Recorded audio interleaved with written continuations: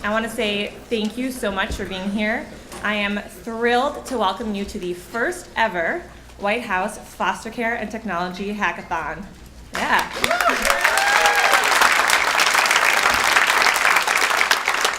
It's almost unbelievable that this is our last foster care month during the Obama administration, so we are going to make today count. Today's event is also made possible because of the hard work of a number of people, and I want to take a moment to recognize this group of people who care deeply about our nation's foster care system and want to improve the lives of those who are a part of it. So before anything today, I want to give a big thanks to Commissioner Rafael Lopez over there in the corner. He and his team over at HHS, which includes Jenny Wood and Kurt Heisler, thank you so much for all that you've done. This would not be possible. None of you guys would be here. We wouldn't be here without you, so big thank you. Thank you to the inspirational Sixto Cancel and his whole team at Think of Us.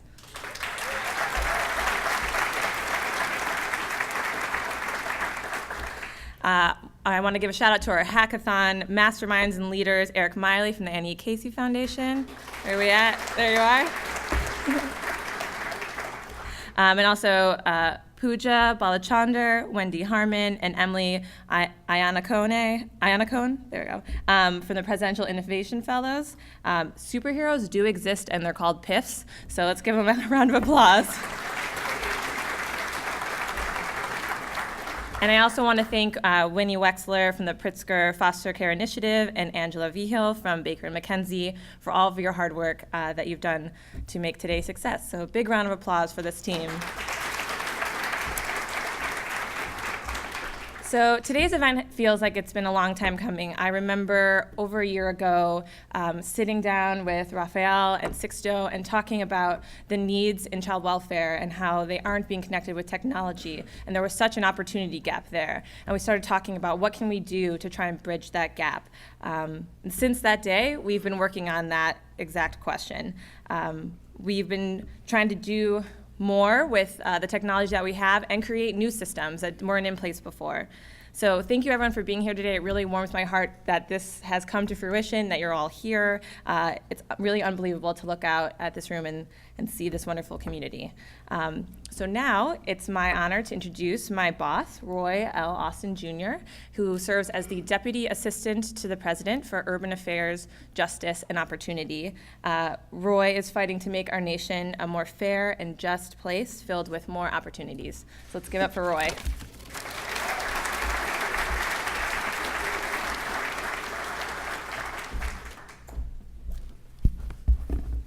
Good morning.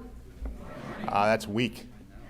Good morning. Good morning. This is an awesome day, and I am so glad that you are here at the White House for this. And let me be very clear. For the last 3 years, the person fighting most for foster care and foster youth in the White House is Molly Dillon, the person who started off. So a big hand for Molly Dillon.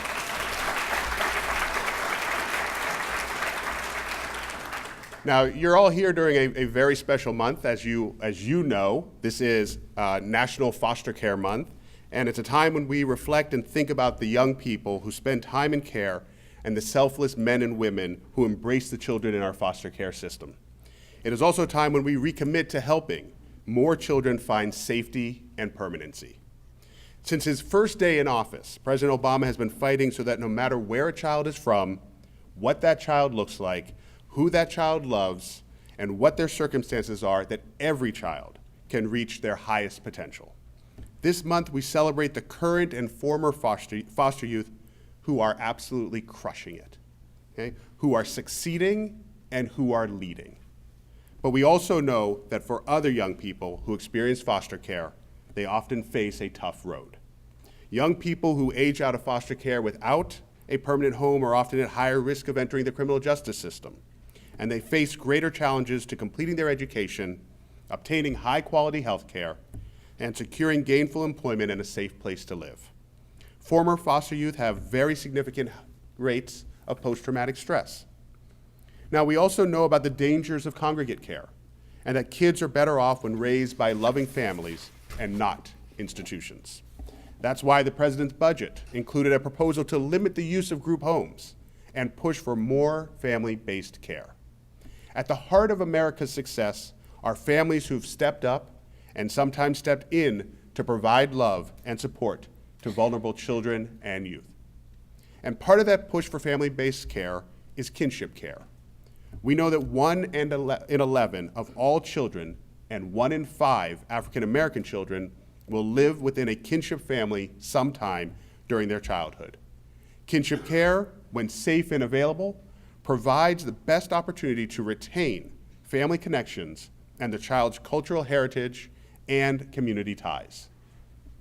We need to fight so that all, and I mean all loving families, kinship or otherwise, that want to open their homes to foster youth, includes adults with disabilities and LGBT individuals. And we need to make sure that the child welfare system is operating in the 21st century. Technology has brought so much good to our lives, but often we have found that the child welfare system has not synced with the advances in technology. We use our phones and tablets to call a cab, to order a pizza, to send photos to friends, and even to check and track, well, for some of you, your exercise habits, and some of you, your sleep habits. There's no reason why we can't use existing technology to build new apps and programs to better serve youth in care and the adults in their lives, and even prevent young people from entering care in the first place.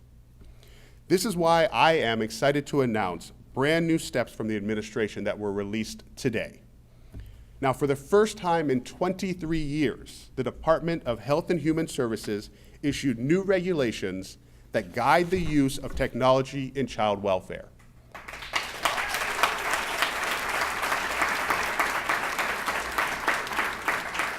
So the Comprehensive Child Welfare Information Systems final rule promotes innovation and allows states and county child welfare agencies to use technology more effectively to quickly identify youth and family needs and link them to services.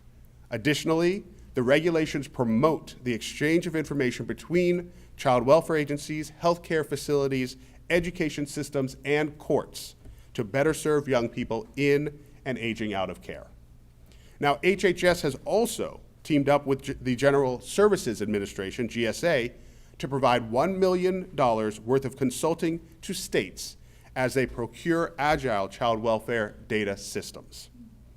In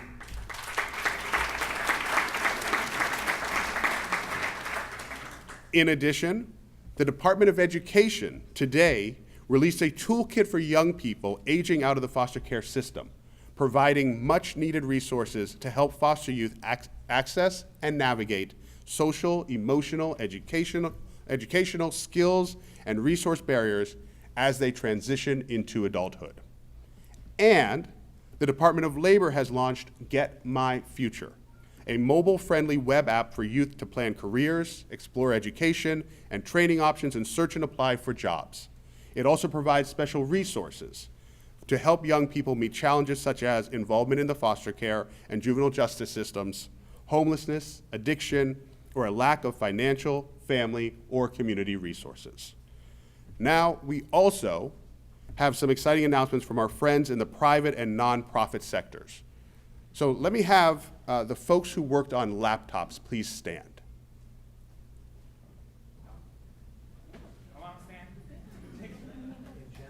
Okay, no, on this, so on a special project here. So the Walter S. Johnson Foundation, stay standing. The Walter S. Johnson Foundation and Foster Care Counts and a public-private coalition led by the state of California have committed $250,000 to launch an effort to ensure that all transition-age foster youth in California are provided with free laptops.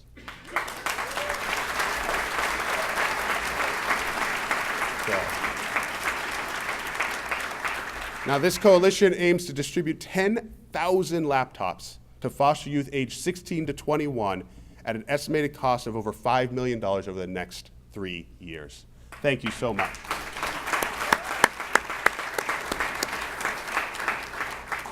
Pritzker. Could those involved in the Pritzker project please stand? All right. Now, the Pritzker Foster Care Initiative has pledged $1 million for our Foster Care Technology Innovation Fund to boost nonprofit entrepreneurial efforts targeted to supporting transition-age youth 18 to 24 years of age who are in the foster care system. Grants will be made to nonprofit organizations developing innovative online solutions and mobile apps that meet the unique needs of youth in foster care. The fund will encourage public-private partners to boost tech investments in child welfare. Thank you very much.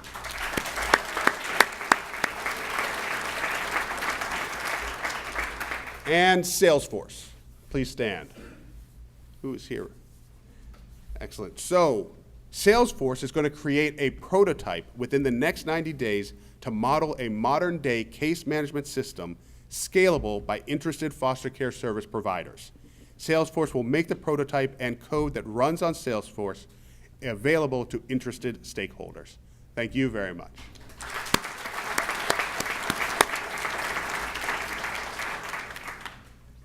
So, as of this moment, we have 239 days to get something done in this administration, which is not a lot of time. But over the last 7 years, we have accomplished a lot. And this is why I'm thrilled that all of you are here today. It's not just a moment, this is a movement. You are here today to help us carry this work forward, because with your help, we can revolutionize foster care systems, create better futures for all children, and make this country a better and stronger nation. And with that, I want to introduce my very, very good friend, Commissioner Lopez. Raph, let me just, sorry. I'll let you clap for him soon. No, Commissioner Lopez, I got a chance to know him when he was working here in the White House before he abandoned us and went over to HHS. This guy is a fighter in every way, shape, and form. There is nothing that if he puts his heart to it is not going to get done. And this is what he did here at the White House, and he moved so many initiatives here, and his passion is child welfare. And so with that, let me pass it on to Commissioner Lopez.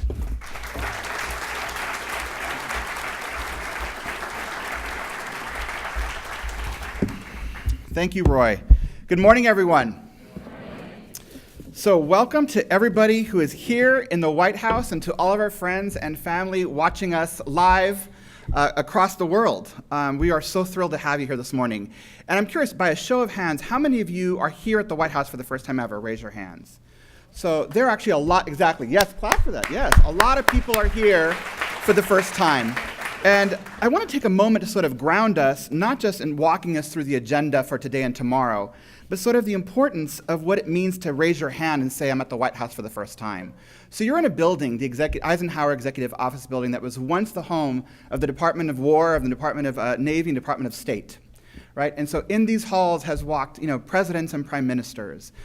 Negotiated agreements have happened between Martin Luther King Jr. and President Johnson in the rooms around us. There are fossils on the floor as you walk around this building. When you exit and you go to and you see the West Wing and you see the Vice President's office and Vice President's office and the Chief of Staff face this building, and you know that just steps from that is the President's Oval Office. It squarely grounds us in the moment in time we have in this history. And you are part of that history. Every one of your names is part of the presidential record, because everyone who walks through these gates is part of history. And you are gathered here today because you're trying to flip the script on what's happening in foster care in America. And we are so grateful that you're joining us here today. We want to take a moment to ground us, not just in understanding why you're here and the agenda, but dive a little bit deeper before we get into the panel discussions about squarely grounding us in the data and what the data tells us about what is and what is not working in child welfare in America today. So first of all, May is not only National Foster Care Month, it is also Teen Pregnancy Prevention Month. And one could ask ourselves, well, what do those two have to do with each other, right? But actually it has a lot to do with each other, and those who work in this field know this quite well, which is that these months are often designed to lift up and increase awareness of important national issues like foster care and teen pregnancy prevention. We often wear ribbons. Many of us are wearing ribbons today, right? But oftentimes the month ends, the ribbons come off, and you go to the next thing, right? Next ribbon, next issue. And one has to ask ourselves, what do we do in building a movement that lasts beyond wearing the ribbon for that month? And how do we engage across multiple sectors the kind of talent and creativity that we need to sort of really rethink and reimagine foster care in America?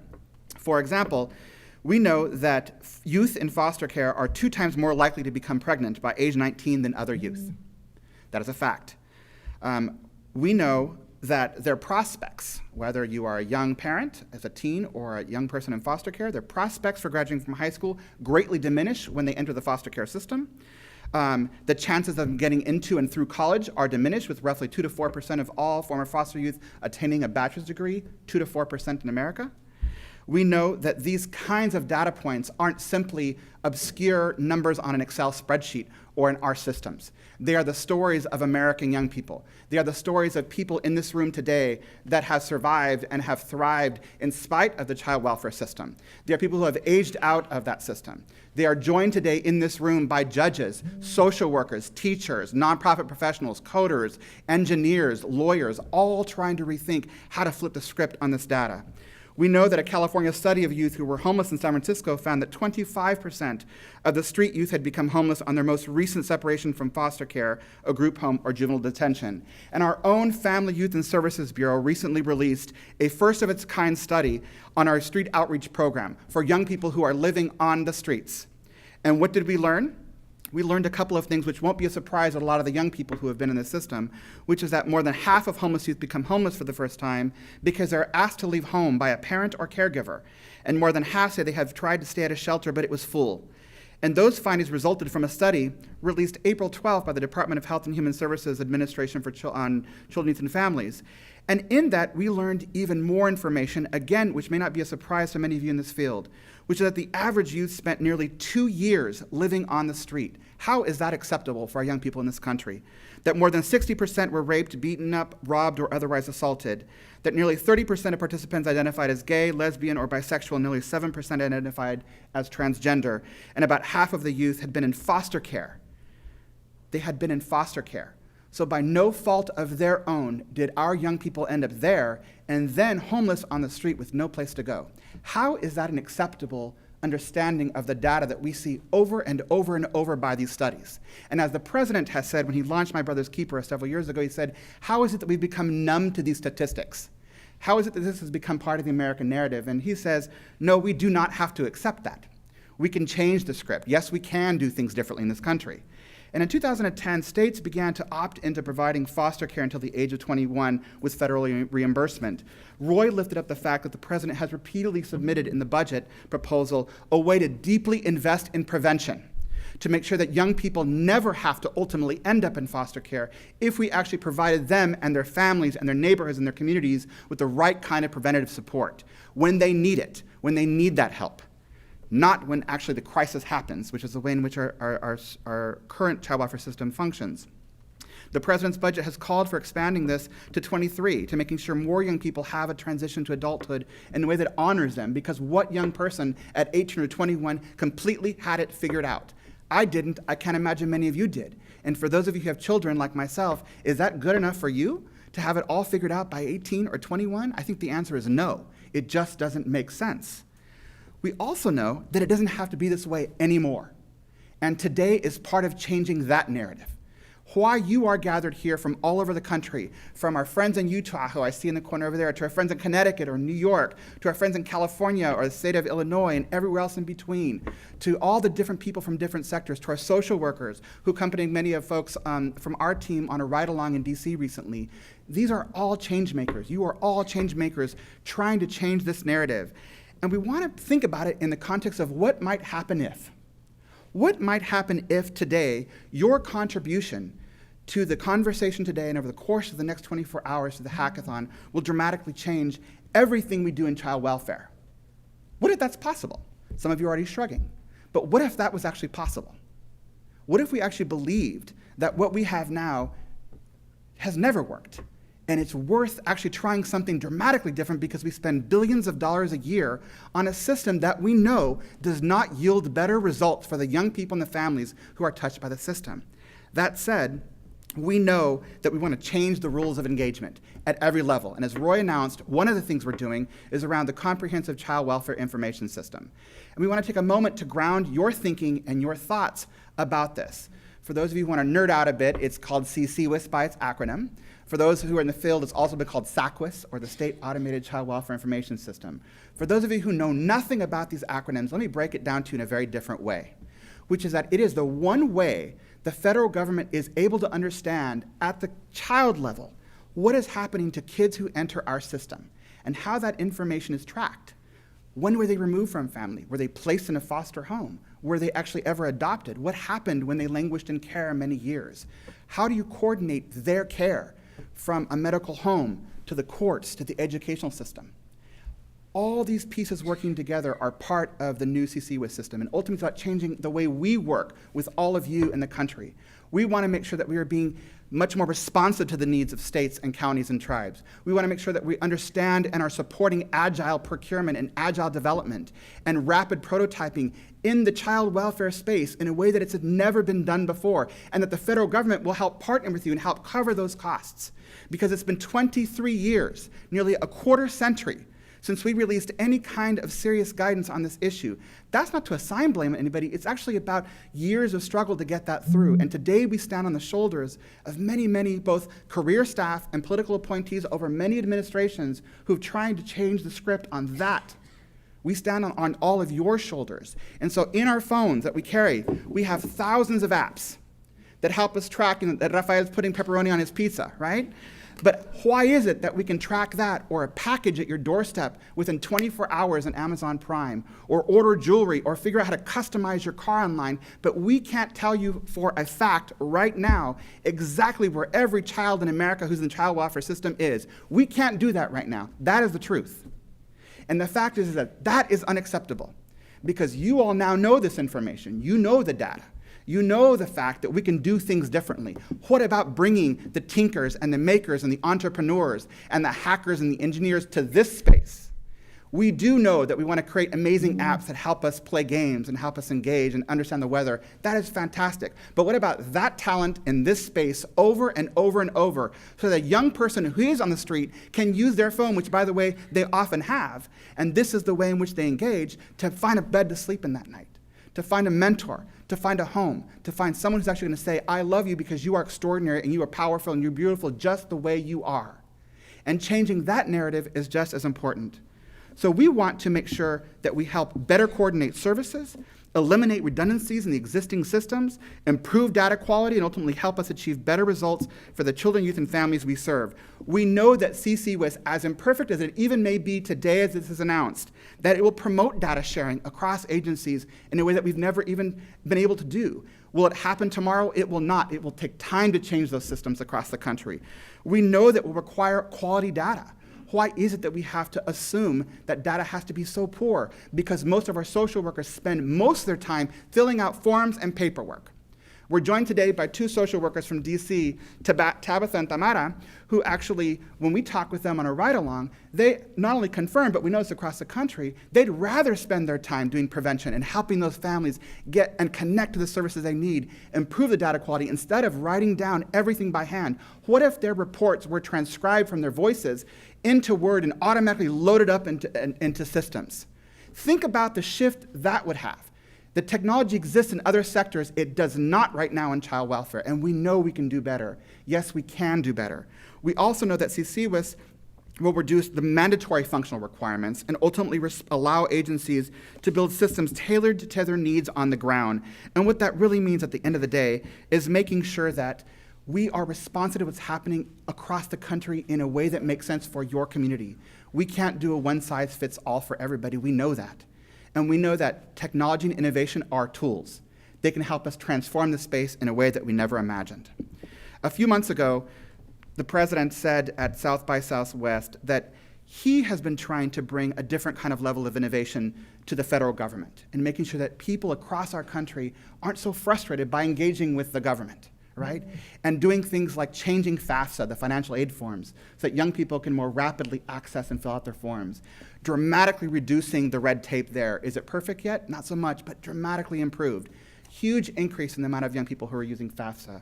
Second, he talked about making sure that applying for Social Security online was possible.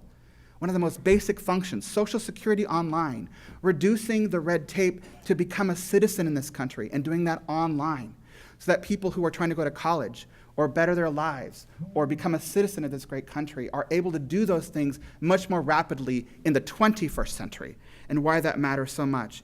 The second thing the president talked about was embracing new technologies that allow us to do things in a very different way and to tackle big, big problems in this country in completely new ways. And ultimately, it's part of his legacy, because he is the first president that has had command of and use of multiple tools in a way that no president has ever had.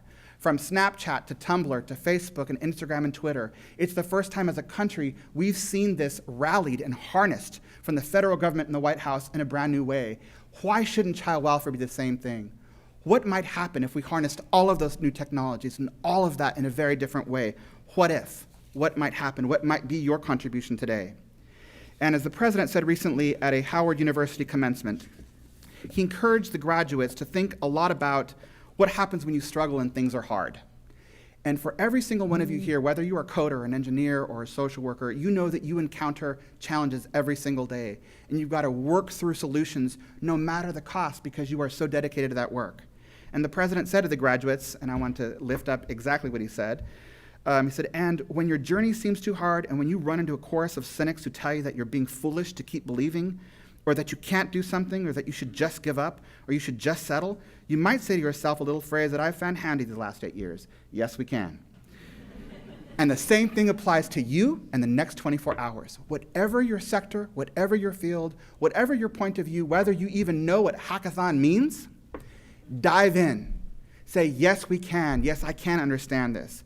When the chorus of cynics tells you over the course of the next 24 hours, or in you, you feel that grumbling that it's not possible to change things, that we can't reimagine child welfare in America, or that we can't flip the script and build a different way of doing things, you're going to say, yes, we can. When at 2 o'clock in the morning, the teams that are hacking, that you'll hear from in a few minutes, when they're sort of really tired and not sure how to get through this, they're going to say, yes, we can.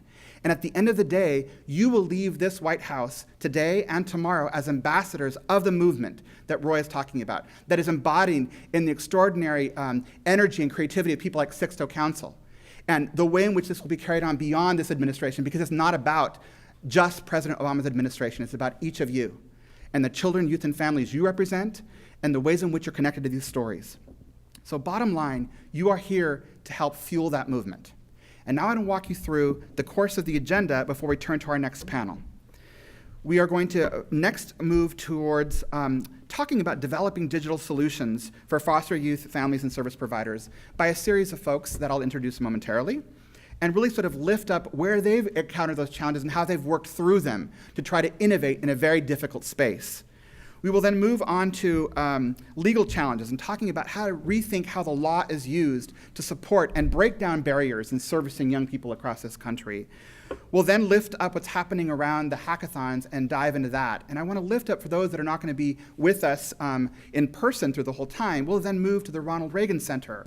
We'll actually have a series of multiple tracks, one just for those interested in the law, lawyers and advocates and policymakers thinking about how do we use the law differently. We're going to dive far deeper into the nuts and bolts of CCWIS and the Comprehensive Child Welfare Information System, for those of you from state systems and others, to understand better how this will work. We'll also have teams that are literally hacking. And if you've never actually done this before or are curious, just go.